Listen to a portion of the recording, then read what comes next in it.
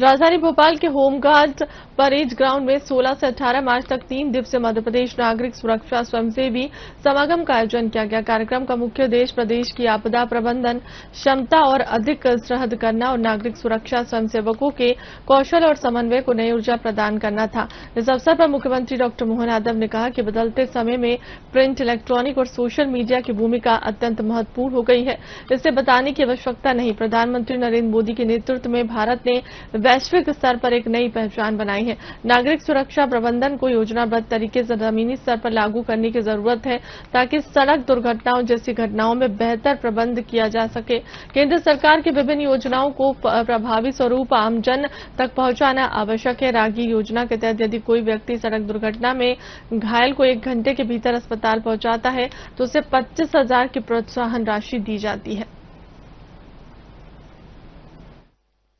मुझे इस बात की प्रसन्नता भी है, पूरे देश में सबसे पहले एयर एम्बुलेंस की सुविधा देने वाला अगर कोई राज्य है तो हमारा मध्य प्रदेश वो राज्य है जहां हमने ये प्रबंधन किए।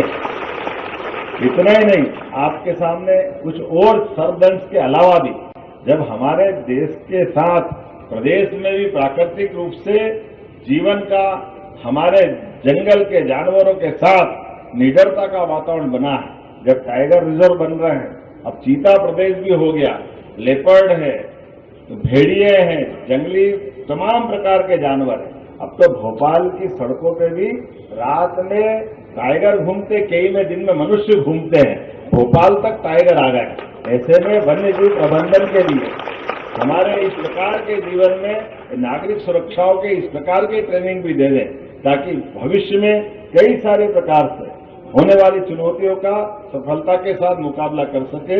लेकिन सच में मेरी अपनी ओर से होमगार्ड डिपार्टमेंट को, ये नागरिक सुरक्षा और खासकर इसके जुड़े हुए सारे वरिष्ठ अधिकारियों को, ट्रेनर्स को, सबको मैं बधाई देता हूं और हृदय से अभिनंदन करता हूं। आज के इस दौर में ये बड़ा अद्भुत लेकिन सही सहमति, सही लिया गया निर्णय कि आज के इस दौर में कई प्रकार की चुनौतियां हैं। ऐसे चुनौतियों में जैसे मुझे रात की में बताया गया, कुछ और भी चीजें खड़ी होगी। क्या ये इलेक्ट्रॉनिक दरवाजा सुरक्षा के लिए तो अच्छा है, लेकिन कहीं आग अगर लग गई तो सबसे ज्यादा खतरा वही होता है। ऐसा है कि ये जो हमारे सिविल डिफेंस के वॉलंटियर्स होते हैं, तो कोई भी व्यक्ति, सिर्फ छात्र छात्रा नहीं, कोई भी व्यक्ति, वो कामकाजी व्यक्ति, कोई अधिकारी, कोई भी सिविल डिफेंस वॉलंटियर हो सकता है। इसकी मंशा ये है कि यदि देश पर ऐसी कोई आपदा आ जाए तो जब ये हमने एनरोलमेंट बड़े तरीके से शुरू किया, वो पिछले साल मई जून में था। हम सबको पता है उस समय माहौल कैसा था, पर ये हमेशा से रहा है। 1968 से सिविल डिफेंस का सेक्टर रहा है।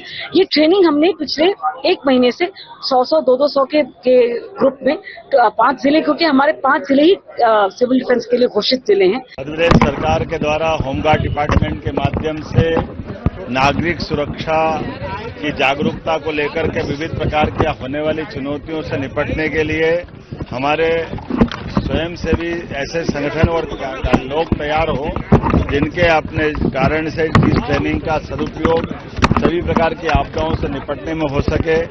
उसी के अलग अलग प्रकार से बाढ़ की आपदा हो, अग्निशमन की हो, कोई किसी प्रकार का आतंकवादी हमला हो या भूस्खलन की घटना हो, सर्पदंश की घटना हो, सब प्रकार की घटनाओं से, रोड एक्सीडेंट की कोई बात हो या आकस्मिक बीमारी की कोई अवस्था हो, हर हालत में नागरिक के जीवन की सुरक्षा की गारंटी देते हुए त्वरित गति से उपलब्ध संसाधनों से बेहतर प्रकार से मदद देने का जो प्रयास सिखाने का ये होमगार्ड डिपार्टमेंट ने क्रम चालू किया।